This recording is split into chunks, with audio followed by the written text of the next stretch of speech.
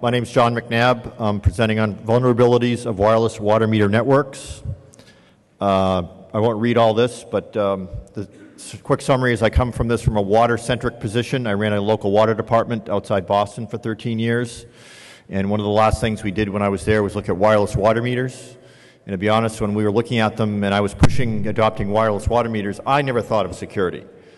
So after I left, I was thinking, gee, maybe I should look into these things a little more. Last year, I gave a talk here on cyber terrorism and the security of the national drinking water infrastructure, which is a basic overview of physical and cyber vulnerabilities of the entire drinking water infrastructure of the country. Short story is any individual water plant is vulnerable for a number of reasons, but the entire infrastructure isn't because it's fragmented. They're not connected like the electric grid is. But one potential area of entry is, of course, any wireless networks that they may have, and this will focus on the wireless water meter networks. I presented this at Black Hat a few days ago, and my white paper, part of my white paper is going to be published in a book, Weapons of Mass Destruction and Terrorism, second edition, when it comes out next year. The book is a collection of papers on that topic. And interestingly enough, Hacker Japan was very interested in my talk last year, interviewed me for 3 hours after my presentation, and I was the cover story in their March 2011 edition. So I'm very popular in Japan, apparently. I tried to read the article, but I don't know what it says about me, so presumably it's positive. So what this talk is about, water meters, obviously, what they're used for. It's not going to be as much as a deep dive as I said in the abstract. I'll get to that later. But I'm looking at what they are, what they're used for, what they could be used for, what the potential avenues of attack are potentially, what the concerns are, the issues involved. And the need for this is that while they're not a major part of water departments across the country right now, they're increasing. The use of them is increasing, and I'll get into that as well. I give a very detailed analysis of the overall drinking water infrastructure in my Black Hat white paper, which you can email me. My address is in the first slide. It's also on the last slide. It's in the PDF in your CD, and I'll send you a copy of the white paper. Okay, the water meter is the cash register, to oversimplify. It's money to the water department. So it's for you as the homeowner, it's how they determine your water bill. From the previous reading, the difference between the previous reading and the current reading is the amount in gallons or cubic feet, and then it's applied to the water rates, and that's how they determine the usage part of your water bill. Overall, annually, it's about $40 billion a year that water utilities take in, mostly from the results from water meters. Not all systems are metered, but in the U.S., most systems are. Strangely enough, in the other parts of the world, water meters are not a common occurrence. But in the U.S., almost every water department has water meters to determine the usage. The alternative would be a flat rate or a fixture fee, which is a flat rate applied to how many faucets and toilets and so on you have in your house. The disadvantage of that is it doesn't properly account for the usage, and so it's harder for the water department to recover the cost of producing the water, which is what the water rate is really all about. And I could get into further analysis, which is very interesting when your water commissioner is trying to figure out how to set the rate. You have to set it to not just cover your day-to-day expenses, but also for your capital maintenance on an ongoing basis. And that's a big problem nationally as well. Average monthly water bills range greatly. And it depends upon local practices, what the local governmental authority decides to adopt. And there's really no consistency in what rates are across the country. This one? Okay. So what could go wrong? Outside of the fact that meters sometimes just break, they get clogged over years with what we politely call sediment, which could be any solid matter in the water pipes. And for certain types of meters, that can lower the readings. It can slow down the process of accounting for the water. But there's also theft. The electric utilities assume about 10% theft or loss from theft or bypassing meters. And there's no similar statistic for the water industry. And again, it would depend upon jurisdiction to jurisdiction. So it's theft of services in general, which whatever utility deals with is a serious issue, because any dollar they don't collect to help recover the cost of operations and capital maintenance, they have to get from somewhere, so it increases the rates for everyone else. And also bad practices of meters can cause a problem. Brockton, Massachusetts, for example, the city council had an audit of their water department after the water department realized that over the last 15 years they hadn't been reading the meters properly, and that they'd been undercharging people, and so they unwisely decided to give people retroactive bills going back 10, 15 years, which I went through that inadvertently in my town, and it's not fun. People do not like retroactive bills, and I think the legality of it's questionable wherever you are. And they were handing out bills like $90,000, $97,000. So as you imagine, the citizenry got up in arms and got the city council to look into it, and the audit revealed that for 15 years, most of the meters hadn't even been read. You could read them. You could send the meter reader around and read them, but they weren't reading them. They're giving estimated bills that had no relation to how much water was going in. And gee, that's why they had fiscal problems. And they weren't using the billing process properly. So there's a lot the water department can get wrong without, malicious third parties getting involved. Clearly, that's not just the hackers or the malicious third parties, but we'll look at all those issues actually in terms of water meters. Very briefly, water meter. I want to do some technical stuff here, I guess, but I won't go through all this in detail. The most common type of meter, there's displacement, velocity, ultrasonic, electromagnetic, which are my favorite. We were trying to adopt those in my town because the water just flows through the meter. It's not stopped by a disc that turns around or something that detects the velocity of the water. So that the electromagnetic flow meters using Faraday's law of induction are less susceptible to being clogged, as you might imagine. But the most common type used in the United States is a positive displacement meter that uses a nutating disc, which is just a disc that spins around, and so they know how much is in that area of the water meter that the disc turns around, and every time it turns around, it registers a certain amount, which appears on a dial. And there's many different kinds of registers, we call them. This is one common type that basically has an odometer type readout, and then a dial. And after the dial goes around one turn, then it clicks on the far right part of the odometer. This is the old-fashioned historical one that's still out there in millions of homes across the United States that uses a mechanical process for both detecting the amount of water and reporting it. This is, generation 1, perhaps. But now we're up to generation 3 that I'll get to later, and some improvements. So data collection methods, I could go into great detail, but we don't need all the detail here. But to make a long story short, eyeball, there's an eyeball right there. So you send a meter reader in, they knock on the door, they go in the house, they go down the basement, they find the water meter. Of course, they've been there before, hopefully, so they know where it is. They get through the stuff in the basement, and they put a flashlight on it, and they read the register. And again, that's still what's being used in millions of homes across the United States. So the meter reader has to write. Usually, it's handwritten. They have a sheet, and they handwrite it down. And then when they get back, after they do everything in their route, they go back to the plant, and then someone types it in or writes it down, and then they type it again. So you get lots of opportunity for human error. You can also have computer error, but this is mostly a human error type of problem. Then to get more to computerization, you've got the walk-by.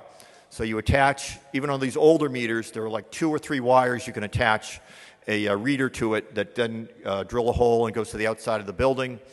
And we call it a gun. It's a handheld computer that's only purpose is to read the meter. So you put the gun on the device at the outside of the house, and it electronically downloads the information. And so after the meter reader's done his entire route, so he still has to walk to the house, but he doesn't have to get in. So that reduces the problem of having estimated readings when you can't get into the house, which still occurs. Some people don't want to have their meters read for some reason. So what we did in my town is we gave them estimated readings of like $5,000, and that got them to come to the water plant to say, hey, what are you doing? And we said, well, we just need to read your meter. And then they say, okay, fine. Otherwise, we can't charge them $5,000, but that's a way of getting their attention. So the town council might have got involved in that, but we didn't have that many, and it worked. So we abated the $5,000, and then we give them the proper bill. Then there's drive-by, which is getting closer to what we're really talking about. So instead of having the meter reader go to put the gun, it sends a signal out that can be reached from the street, or there are varying ranges for these things, and it's just automatically downloaded as they go by. So that's getting us closer to the ideal of a smart meter or a meter network, which is our next slide, is a fixed network. And this is what you hear about in the smart grid. The water smart grid, if you can call such a thing, or the water smart meter is the little sister or brother of the electric smart grid, which is moving faster and being developed more frequently across the country and across the world. So actually, to research this, there wasn't much out there on the water smart grid, so I'm adapting a lot of things from the electric smart grid and fixed network architecture, which is basically being copied for the water and for gas and anything else that is a utility provision. So instead of having a drive-by, the signal, of course, goes out everywhere, and depending upon the topology and the size of the community, if you're lucky, they can all be received at the administrative headquarters, or where the billing center is located, and all be collected there. In most cases, even in small towns, you've got geography problems. It's tough to depend on the signal getting there all the time. You can set up repeaters. You can do a mesh network in the long run, or you basically set up aggregators so that Washington, D.C. does this. They have aggregators, so the water meter sends its signal out using RF, radio frequency transmission, and then it goes to an aggregator in the neighborhood or that area of the town, of the city of Washington, D.C., and then it's sent by cell phone to the water plant, to the billing system. There's a lot of different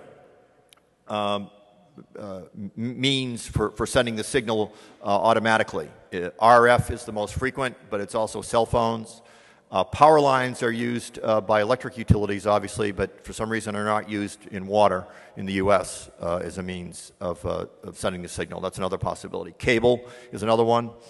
So without getting into the technicalities of the different means, I'm going to be focusing a little later on the most common one, which is radio frequency, which is also one hopefully we can do something with. The other key thing about the fixed network is that it can allow two-way communication. Now, with electric systems, smart grids, that gets very interesting when you also add to it a home area network, which might have been talked about in the talk previous to this that I wasn't able to see because I was getting ready for this. But home area networks are very interesting because it's the Internet of Things. Every electric appliance in the house has an IP address or is connected to a central controller that the homeowner can presumably control, but also the utility can control to turn things on and off, to deal with power surges or reduce the use of things that aren't actually being used when they've got a heavy load, things like that. No one's really talking about that for water for obvious reasons, because basically it's mechanical issues. You can't really do the same thing, but it gets into interesting questions that I'll get to a little later. So the topology isn't very interesting. It's probably conceptually a star, but the key thing is two-way communication. So suddenly your water bill can be read almost any time.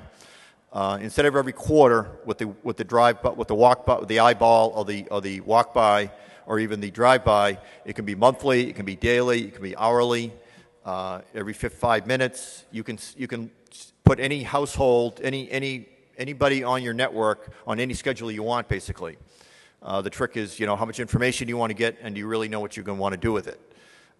So that gets us a lot of advantages in terms of information collection. The benefits of the these terms, AMR, automatic meter reading, AMI, advanced metering infrastructure, and smart grid are sort of fluffy. They go, you could be talking about one when someone else thinks you're talking about the other. Automatic meter reading is mostly, could be the walk-by. That's not really advanced metering infrastructure.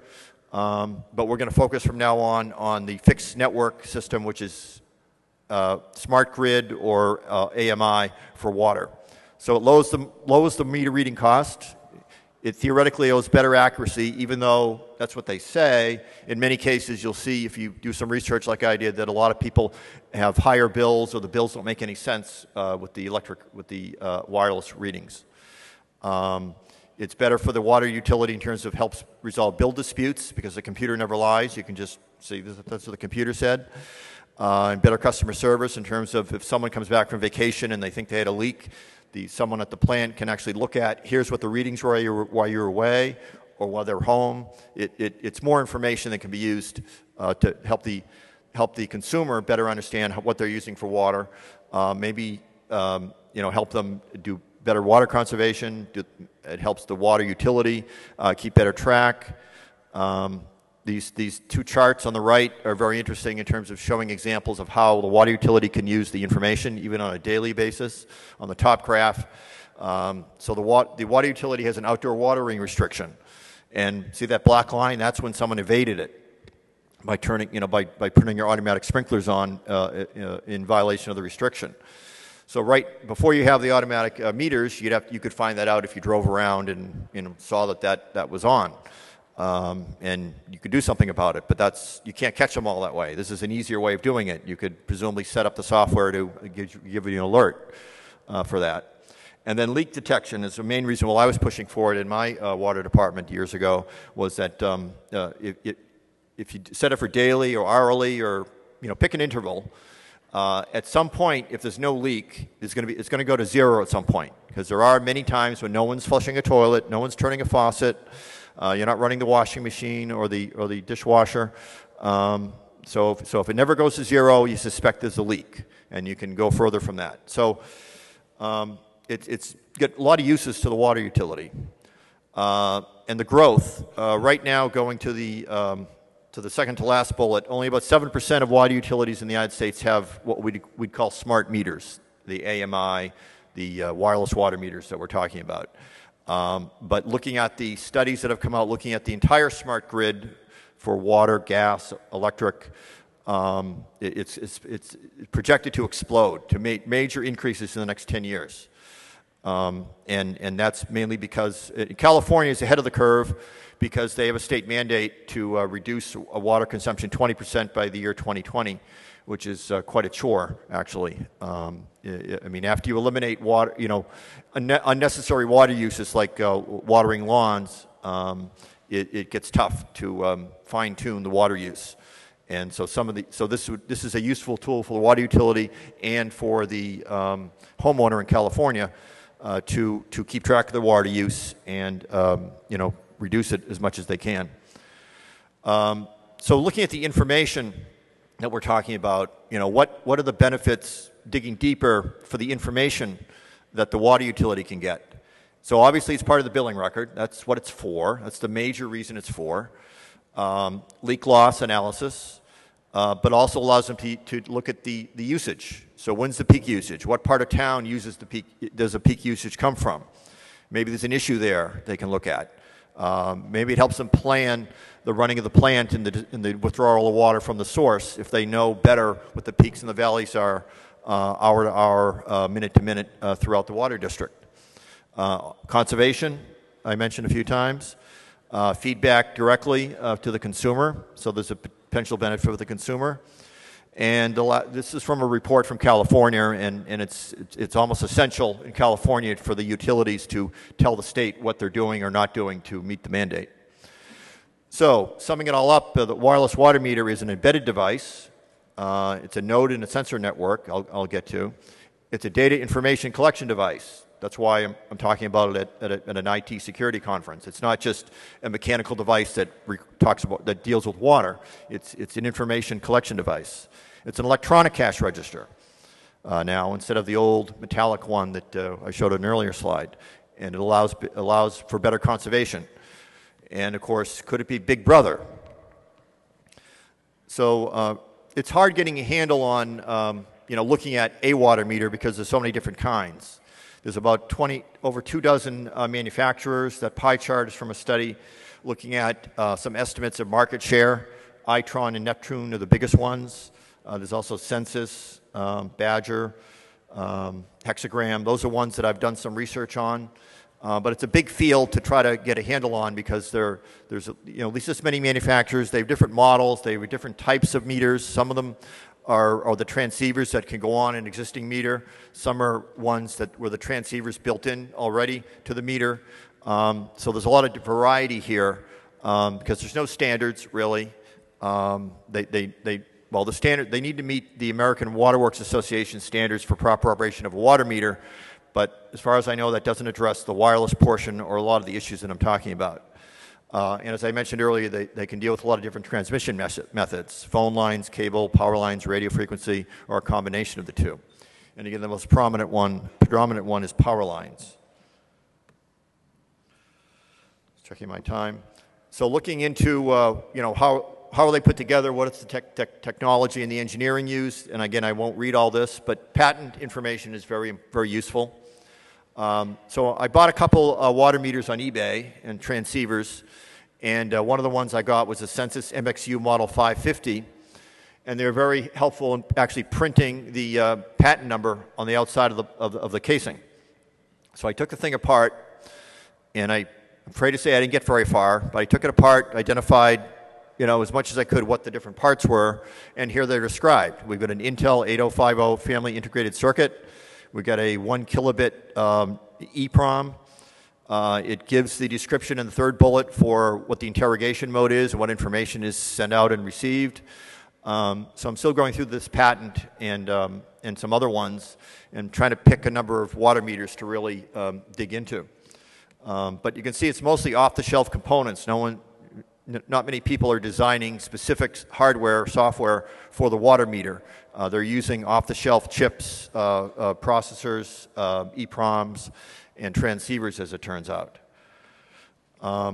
So looking generally in part of my research, I realized that a water AMR, AMI, smart meter, smart grid is a type of wireless sensor network, which is a large network of resource-constrained sensor nodes with multiple preset functions, such as sensing and processing.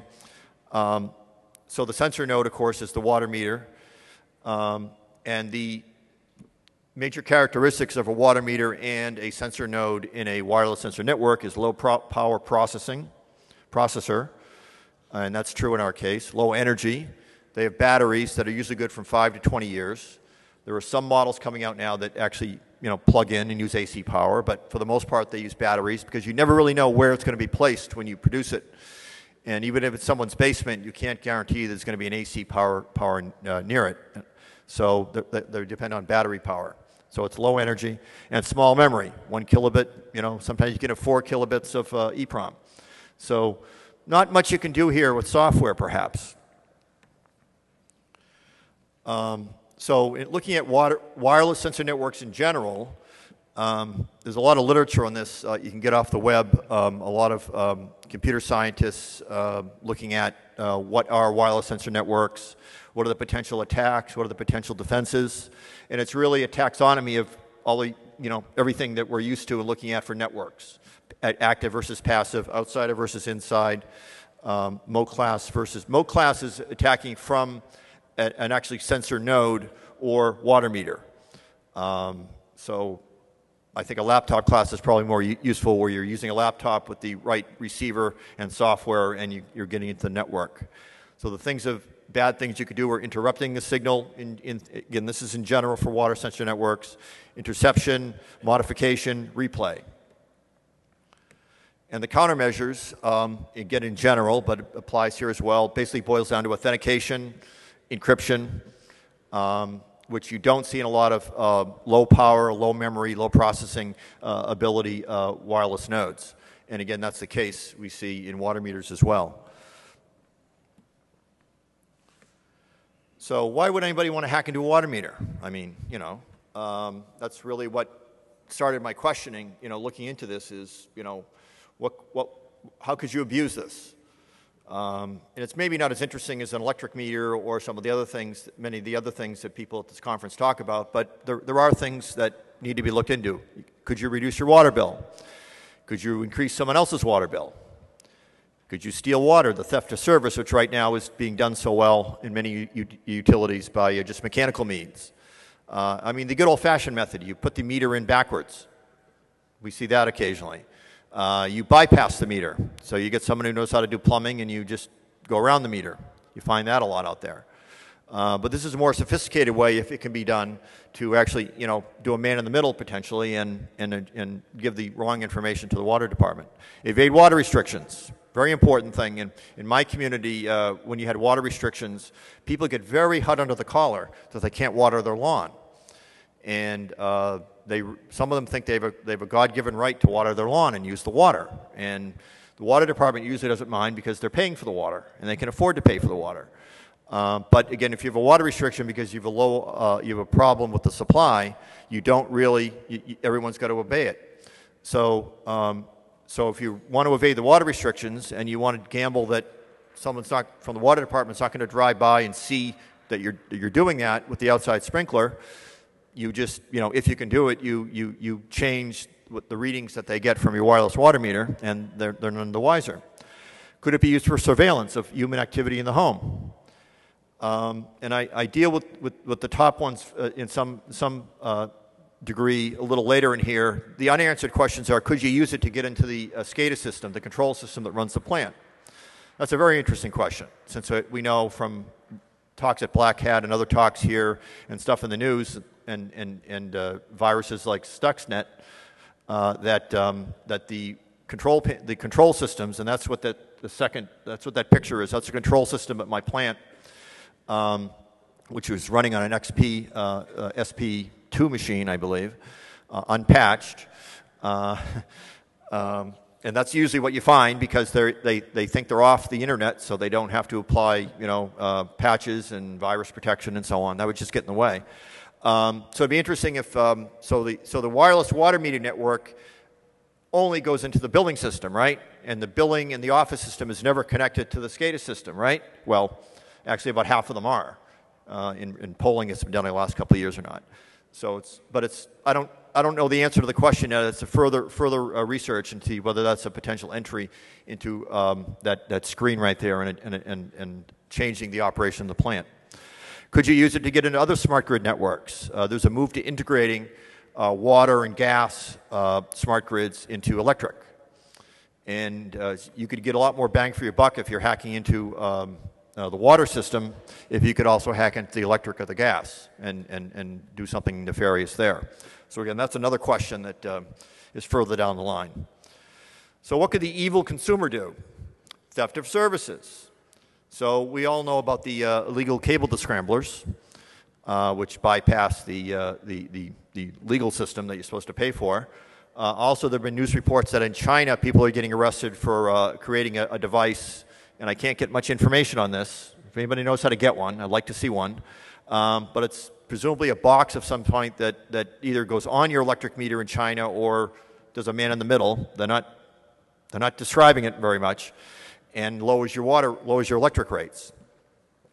So, could somebody, attack the wireless water meter system, and presumably with a box that someone like us would build, and lower their water rates, or give you control over everything that's being told to the water utility, so you could evade the water restrictions, or again, steal money from the water department and steal water. It's both. So the effect of the water utility is bad, of course, especially if they don't notice it, that suddenly the revenues are going down. Their master meter at the plant shows they're still sending out the same amount of water, more or less, but they're getting less revenue for the same amount of water going out. Gee, maybe there's a lot of leaks out there. Maybe there's a lot of illegal connections. So it's a possibility. Of course, it can be detected because even the wireless water meters have a register that you can, usually it's an LCD at this point for the more modern ones, where you can go down and actually physically read it. And then presumably you could, on some of the models, you can go to it and download directly from the meter what the readings were and get a better idea. So there's a way around it for the water utility, but if a lot of people are doing this, it's hard to find out and control. Could it be used for terrorists or adversaries trying to do damage? So I'm just speculating here. Could it be used to collect information to help them build a hydraulic map, save the water system? Because in my talk last year and in my white paper, The current state of analysis of potential physical security problems for water utilities are that the most vulnerable part of a water utility is the distribution system, where it's not monitored, really. You get hundreds of miles of pipes, you get hundreds, if not thousands, of fire hydrants in a big city. You get hundreds of thousands of connections and valves and blow-off areas where someone can get into the system. And it's relatively easy if you know the hydraulics of the system, and so you know what's going to happen, that you can inject poison into the water system at a sufficient pressure to overcome the pressure of the system, and then spread poison throughout the city. So that's a question. That's still a question. More information is always useful if you're going to do an attack, obviously. So that's just a question. Disruption is more likely in a lot of places like California that are serious about water conservation, but also in other places that want an easy way to turn water on and off remotely. Say when an apartment dweller comes and goes, or a seasonal, somebody has a seasonal rental, and you need to turn the water on when someone comes and turn it off when they leave. There's something called Water Cop, is one brand name. It attaches near the meter, and it can be remotely turn the water on and off. So that may or may not be on the backhauled on the same signal as the water meter, but there you go. There's a whole other area of attack. So, for example, what if you could shut off the water? That's not poisoning the water, but it's definitely a serious disruption. Now, the major threat that conceptually that water utilities are facing from terrorists are poisoning the water supply. Al-Qaeda has threatened many times to do so. People question whether they have the capability to do that and whether it's high on their list, but it's definitely something they've threatened. Water meters don't really help them in that regard unless there's a recon component to it. But the smart grid for electricity is very wormable, as somebody said. I don't know if that's a word. But Thanasis Giannetsos gave a talk at Black Hat Spain last year where he developed a wireless sensor attack tool called Census, for electric grid primarily, and it's for 2.5 gigahertz transmissions. And it's a very sophisticated tool that he demonstrated to spread a worm through an electric grid. IOActive did something similar. They presented at Black Hat USA 2009. And this is a picture at the bottom you can go into YouTube and you can see their demonstration. So all the green dots or nodes are the unowned nodes on the electric grid, and the red ones are the ones that are owned. And it's great. You can run the thing, and it starts all green, and then it turns all red. It was simulated. They didn't do it in a real environment, obviously. So no one's done that for the water grid yet, but it's a lot of the same off-the-shelf hardware and software. It's a lot of the same techniques, so it could be just as wormable. But the biggest concern that I've seen out there that we need to consider is Big Brother, the evil water utility. So even if there's no adverse third parties out there, no one's trying to poison the water or shut it off, some people are concerned that now the water department's going to know more about what you do. I know as formerly running a water department, I don't really care what you do. I want to know how much water you're using so I can charge you the right amount. But these quotes are from the Cary, North Carolina Watchman, a newspaper that's online. And so they're concerned that information about our private lives will be known to the water department staff. When you take a shower, when you water the plants, wash the dishes. Honestly, when I started doing this research, I didn't think this was a big thing. But when you look into it, there are a lot of people perhaps legitimately concerned that private information is going to leak out. Now, the water utility is going to know it, obviously.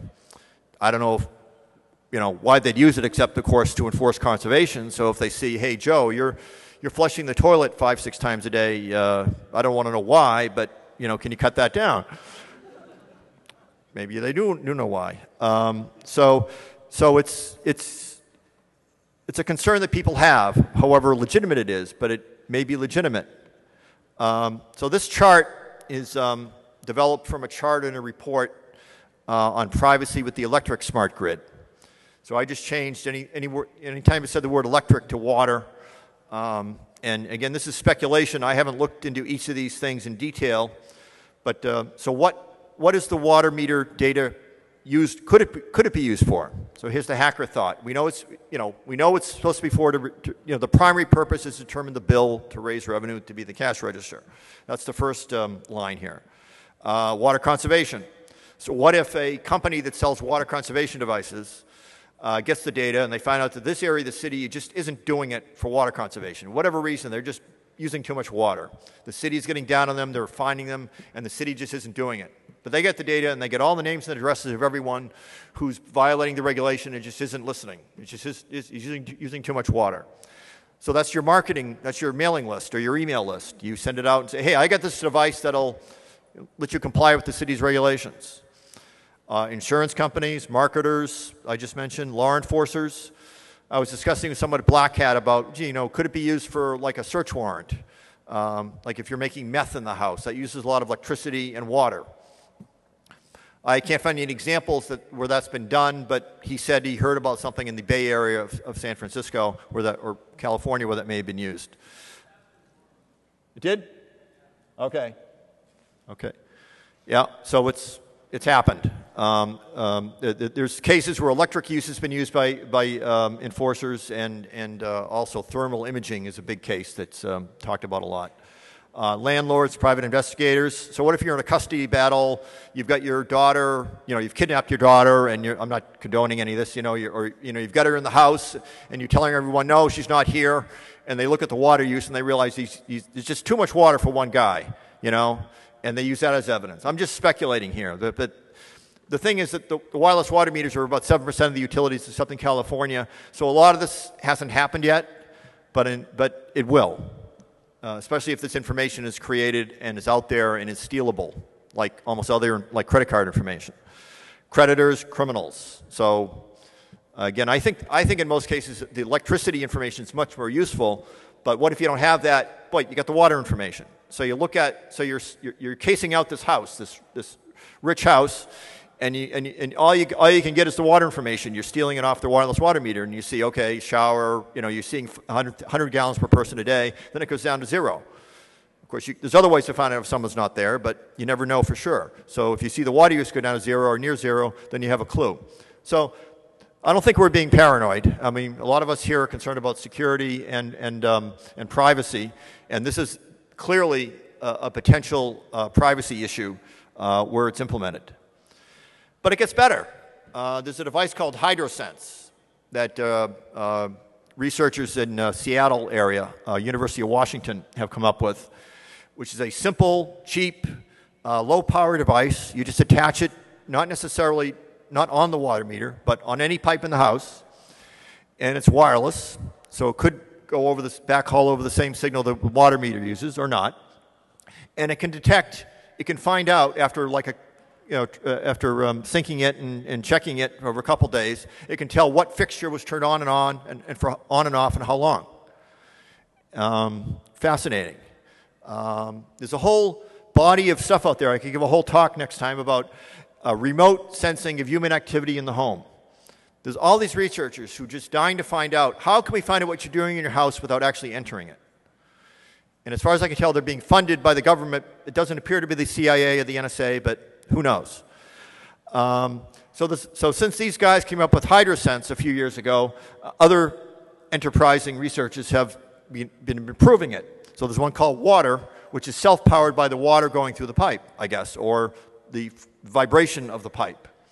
Then there's one that I probably don't have on the slide that actually uses the water meter, because I can't pronounce it, that law, the equation they use, it uses the amount of water going through the system, the flow, to identify. It can go either backwards or forwards with the flow to the pressure hammer, to the change in pressure from turning something on or off. So this new generation of HydroSense takes information from the meter and a vibration sensor on the pipe nearby, and then it can find out the same information. So all these people worried about privacy from the water department just knowing how much water the whole house was using. Well, guys, they can find out what you're using and when. And that could be potentially very interesting. So there's a lot of rich research in this area. They're looking at it for gas, which is obviously a more limited amount of appliances, stove and, water heater, dryer, perhaps other things, but also electricity, which you don't really need if you get the home area network because that's already doing all that. But what if you don't have a home area network and there are devices you can attach for your electric grid in the house that do something similar? So it's just fascinating how much development there is in trying to find out what we're doing in our houses without us knowing it. So that really blew my mind when I said, oh, well, people are worried about privacy from just knowing how much water they use. Well, now they should really be worried if these things are attached. And these things can be attached surreptitiously, too. I mean, you can just, if you can get it into the house, you can attach this, set it up, power it on, and it'll be working. So in general, though, other vulnerabilities, looking at wireless water meters in general, one vendor tells us what frequencies they transmit on and tells us that there's no frequency hopping sped spectrum, which is their usual method of encryption or security, which breaks up the signal so some packets will go on one sub-frequency, then another one, and there are different spectrum schedules that they go out on that are pseudo-random, that only the sender and the receiver are supposed to know. Badger gives out its default network username and password and its wireless key. So I might go after them first. Transceivers can be purchased on eBay. I've got 5 or 6 at home I'm working on. So I'm trying to actually find the same one that I have at my house so I can take one apart and then, apply that information to actually the sniffing. But most of them don't have encryption. Most of them don't have frequency hopping sped spectrum, which I briefly described, or DSSS, which is a similar technique to obscure the message, which again both of these were developed in World War II as a encryption, quote unquote, type method. But the good news is, while most of the manufacturers don't have encryption or good security, there are now more and more that are coming out with it. For example, one manufacturer refers to them as third generation, and here's a diagram of them here, where they don't need a battery. They reduce the amount of electricity to the minimum to only not when they read the signal, read the amount of water, but when they transmit it to the register, which then goes out over wireless, and they get it from the AC current in the house. And it's all built in. It's all one unit. A lot of water departments now are adding on the transceivers. And it's always a trick, what model, getting the models to match up and so on. And instead of having a mutating disk that mechanically, goes around and around and then, goes to the register, it's a purely electronic system. And there's at least one manufacturer I found that actually says they have AES 128-bit and 256-bit encryption. That's not common at this point, but we're seeing them now for like the first time. There's still a lot of them out there that say frequency hopping sped spectrum is for security, and I'll get to that in a minute. Most of them are 900 megahertz, the 902 to 928 ISM scientific band, which makes it hard. I was hoping, I'll get to this in the second to last slide, to sniff a wireless water meter, and I haven't been able to do it because it's kind of hard to find off the shelf or even things I can put together easily to sniff 900 megahertz, mainly because that's cell phones, and I don't want to do wiretapping. So I'm working on it. But most use 900 megahertz and frequency hopping sped spectrum. Okay, so there are 2 researchers who have done proof of concepts or better for sniffing frequency hopping spread spectrum transceivers. Atlas Cutaway and Q, I believe they're from InGuardians, at ShmooCon 2011, talked about this in great detail and showed how using a CC 1111 900 megahertz model kit, they were able to crack the frequency hopping sped spectrum and read the signal. And Rob Havalt, who's speaking tomorrow morning, I guess, on Spiders Taking Over the Earth, is what the title is. Black Hat Europe cracked it as well using a universal USRP, software radio peripheral. He used the peripheral 2 that he told me he set to listen in all frequencies at the same time. And because in this in the signals he was listening to, they use the same management frames that you see in 802.11. He was able to wait to find the management frame that told him the schedule for the frequency hopping, which was in the clear, of course, and then feed that back to some software he wrote to intercept it. So I haven't ponied up for a $1,500 USRP V2 yet, but when I do, I'll talk to him and replicate his method. That's not the easiest way to do it. I'm trying to come up with a low-cost way. But at least a way to start to actually see what's going on there. And I alluded a couple times, I was hoping to come here and say, here's how I sniffed my water meter, but I couldn't do it. I tried some ones that look easy first, like the Amtel RZ600, which actually is advertised to listen in a number of frequencies and to have sniffer software for it, and they don't. So the next one is FunCube Dongle Pro, which comes out of England, and that's a software radio peripheral for like 64 to 1700 megahertz. But I got that like a week ago, and I haven't had tried to configure it yet. So I'm looking at a number of other things as well, and hopefully that'll be my talk next year at ShmooCon earlier in the year, because it's possible to do this, but because it's 900 megahertz, they make it really hard. But the point is, it's not impossible. People have cracked FHSS before, and of course there is hardware to read 900 megahertz. So I'm going to be working on putting it together and show proof of concept, hopefully for a man-in-the-middle attack. And wrapping up, I got the hook a few times. Water meters are an integral part of the national drinking water infrastructure. I won't read the rest of it, but the bottom line from my research is the major concern is privacy and surveillance.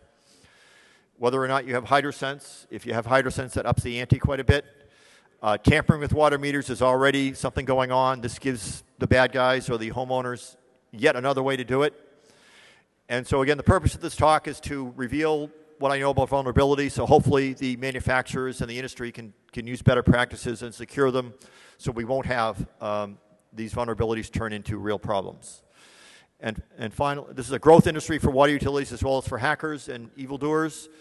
And if anybody wants my white paper where I talk more about this stuff in depth, email me at johnmcnabb@comcast.net. Thank you.